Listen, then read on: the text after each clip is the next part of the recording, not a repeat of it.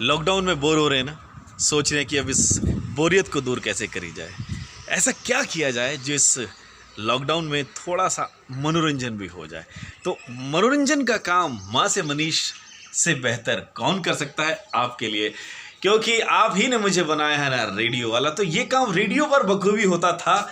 Radio तो अब नहीं है, लेकिन हाँ, घर में हमने साधन आपके लिए ज़रूर जुटा रखा है।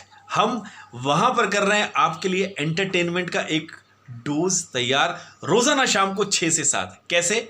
ओ मेरी महबूबा महबूबा महबूबा, या मुझे इश्क है तुझी से, हो मेरी जान जिंदगानी, या अभी ना जाओ छोड़ कर के दिल अभी भरा नहीं।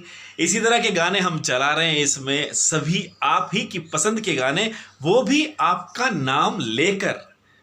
तो आना पड़ेगा आपको रोजाना शाम को हमारी इस महफिल में, जहां पर आप और हम लगा रहे हैं थोड़ा सा एंटरटेनमेंट का तड़का, कोरोना को दूर भगाने के लिए और इस लॉकडाउन में थोड़ा सा अच्छा करने के लिए। तो मुझे उम्मीद है कि आप जरूर आएंगे। और हाँ, पड़ोसियों को, वहाँ यहाँ सबको बताना मत भूलिएगा। रोजाना शाम को 6 से 7 फेसबुक लाइव पर होगी मुलाकात। आएंगे ना? Thank you.